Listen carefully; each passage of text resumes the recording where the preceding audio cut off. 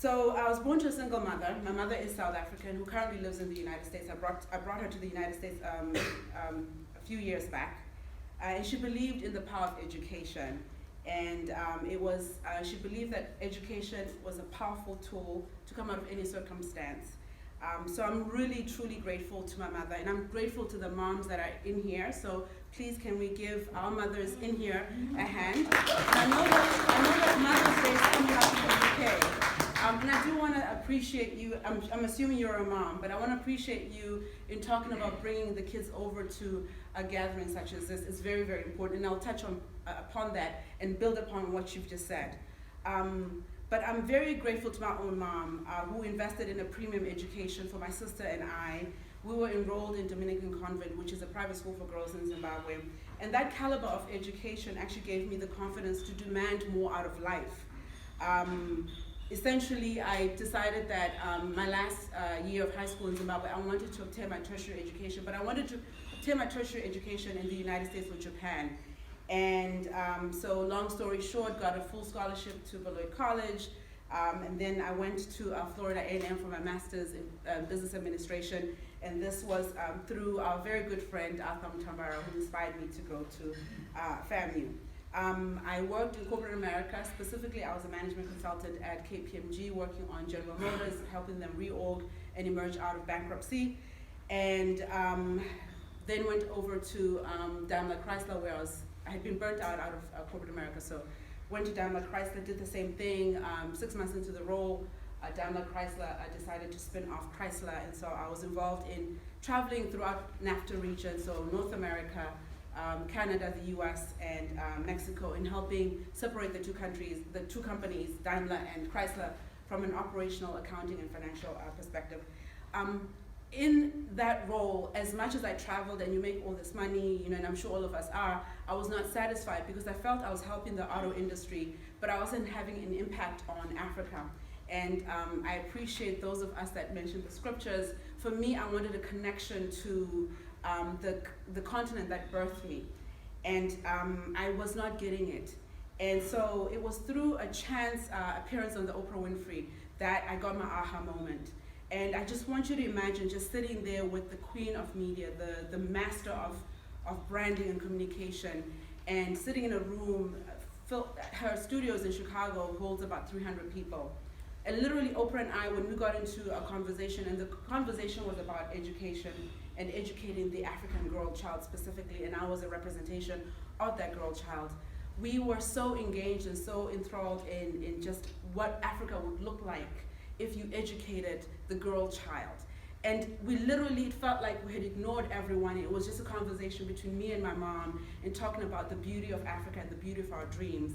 And I literally got my aha moment, because at some point in the conversation, Oprah Winfrey started talking about my personal life and asking me who I'm dating. And I was like, okay, Mama, we're not gonna go there. But the fact that you're able to direct the conversation, for me, in my own estimate, to direct the conversation into something that was near and dear to my heart, which is Africa, became my aha moment. And so I felt, okay, so I know I'm in corporate America, I'm doing all this consulting, but I'm not happy. But media was my calling. And also at the same time, the narrative on the continent of Africa, when you think about it, in the West, they're talking about HIV and AIDS, they're talking about corruption, they were talking about poverty. There was nothing good that was coming from Africa. Yet there was a narrative that was bubbling underneath. That was the story of 7 of the 10 fastest growing economies in the world were African. We had discovered oil, we discovered minerals, for goodness sake, we had discovered even diamonds in Zimbabwe. So I knew that there was a story that someone was not telling. And the Christian that I am, I cried out to God, why is this happening, why? And whenever you're burdened by something, it's because God wants you to go out there and do it yourself. So we are the custodians of our own narrative. And so that was my discovery. So my chance moment with Oprah, and when I truly say to you, the opportunity of a lifetime must be seized in the lifetime of that opportunity. And that was my opportunity with Oprah Winfrey. That video went viral in the US. Long story short, producers out of Hollywood called me to begin to do coverage on red carpets in Hollywood.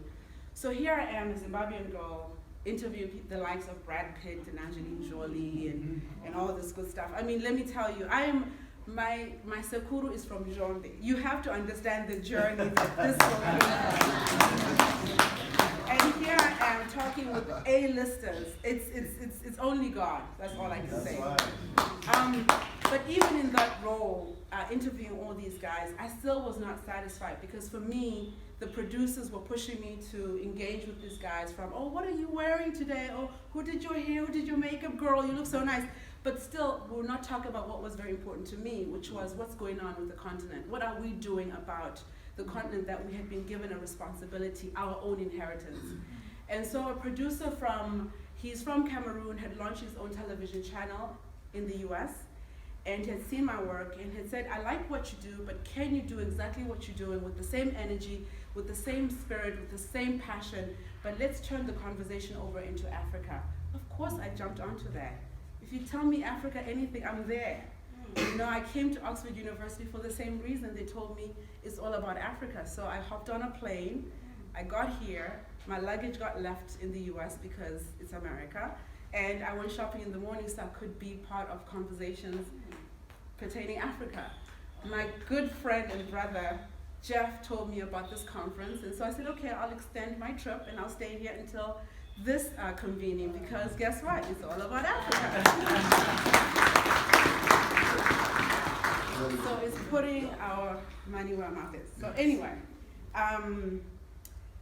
I decided to become producer and anchor of this television show, 2 shows actually on Afrotainment, so you can actually Google them, they're all over YouTube. One was Point of View, which is very similar to The View. So you have 4 black women, 2 African, 1 Caribbean, and 1 African American. And we're talking about issues, exactly the same issues that anyone will talk about, because we also have a perspective. We have a perspective on Trump. We have a perspective on the Brexit. We have a perspective on our presidents. We have a perspective on everything. It's just that the world hasn't asked us, what do you think? What do you think? How should we solve this? And I truly believe there's something that I harbor within me. I truly believe that the world's solutions actually reside with the people from the continent of Africa. We just don't know that. We just won't step up to it and tell the world that this is how I view things. This is how, as an African person, how we deal with one another. So I got into the show, and I was able to talk about issues that matter to us on Point of View. Really want some of my proud moments on Point of View. We discussed things that were heartbreaking. We discussed things that were that would celebrate, that would cause us to celebrate one another.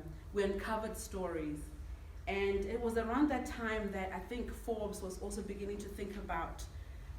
They were uncovering billionaires from the continent, and you know, Forbes has this list of billionaires that it releases every year.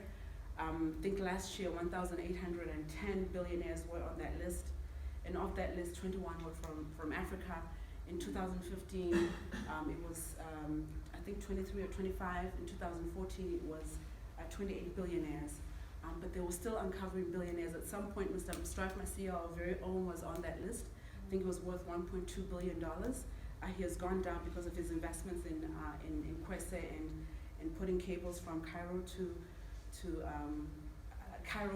the Cape down south. So they were looking for people who had a nuanced perspective on what was happening on Africa. So one thing to give other people your story. The Oxford University meeting, the theme of the story, the theme of the conference was, until the lion learns to write, the story of the hunt will always glorify the hunter. And our economies are lion economies. They're growing, they're on the upswing. But no one is telling that story. Instead, they're focusing on what Zuma did, what Mugabe did. They're focusing on Paul Biya. They're focusing on what's happening in Gambia. They're focusing on South Sudan and their issues. They're focusing on all these other things, distracting us from the real story. I'm standing before businessmen and businesswomen. You guys are the people that we talk about at Harvard University because they still don't know how to deal with Africa. But you guys do. You guys are the ones that know how to deal with Africa. You have a nuanced perspective. So it was the same thing with Forbes. They were looking for people who understood Africa, who understood the complexities of Africa, but could tell that story of Africa rising from our perspective. Why we make the decisions we make, you might not understand it, For goodness sake, a lot of you guys in here don't understand the decision we made with Trump, right? But we still made that decision. Yeah. Only Americans understand why we made that decision. Yeah. I'm a naturalized American, by the way. So I understand why. I'm naturalized, but still African. I'm born Zimbabwean, yes. But only we would understand our markets, 1.2 billion people. You guys understand that. There's no reason anyone should have ownership, should have greater stake on the continent than you guys. Your brand, you talked about Nokia. I'm happy for Nokia. We have the highest penetration in mobile devices. It should be an African brand, not Samsung, not Apple. And I'm as much American as anyone, but I'm also very, very African in my DNA. And it should be our own brands. For me, understanding the role that we play in the affairs of especially Africa was very, very important. And I wanted to be part of that. And when Forbes came calling, I took it up, gave up my time in television, and decided that I wanted to write. I don't have training for it. I can only say God in this instance. And Forbes tasked me with writing about the men and women that are rising. So I focused on women. I was profiling women. I compiled a list of the 20 most powerful African women. And because I'm Zimbabwean, I made it a point that I would have at least one Zimbabwean on that list. It was very important to me to look for a Zimbabwean woman who was doing remarkable things, and I actually did. So if you look at those lists, you'll find at least one Zimbabwean woman. It's 20 women that represent the entire continent, but one had to be Zimbabwean. Well done. I also compiled a very controversial list that my editor and I would just go into it because it's men, 10 of the most powerful African men. So if you put a Julius Malema, obviously you're going to be called in and say, why? So it was very controversial, but it's controversial because it's men. Our men are very complex. No, seriously, they're very complex. And we have to understand how we present ourselves to the world. There's a way you present us to the world. And so I truly believe God blessed me with the sensitivity of knowing how to talk about us to a global audience. I'm a young global leader with the World Economic Forum, also a Dangote Fellow. So that means that Mr. Dangote pays for our flights and hotel to be at any World Economic Forum meeting. Why? Because he wants us to sit at the table of the agenda. Wherever the world is discussing, they're going to discuss Africa. Is there any representation of Africa at that table?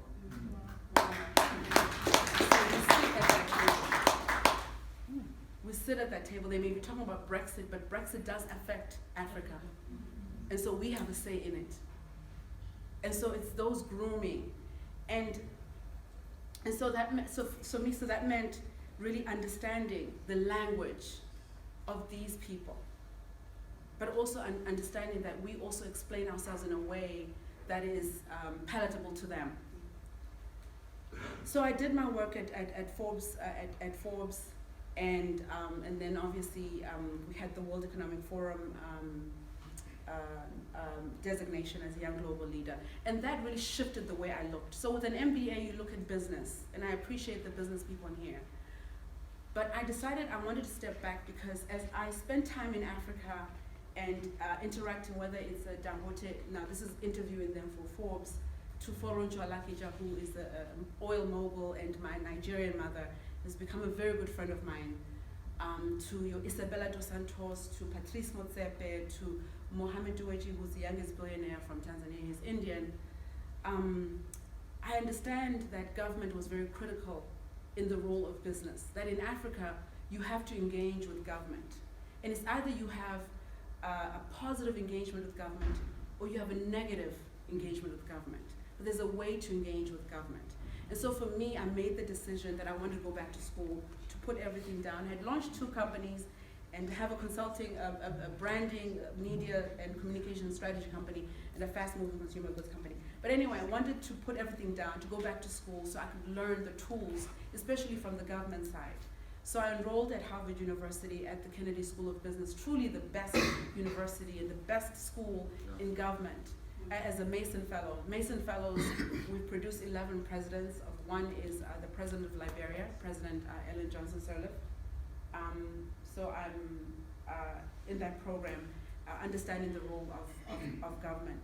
And so that's where I find myself today, as a student learning about how do we face the challenges that we face, but also how do we intervene in a way that, back to your point, our children, what legacy are we leaving our children behind? I don't have any children yet because I'm not married yet, but God is working on that, so that's good.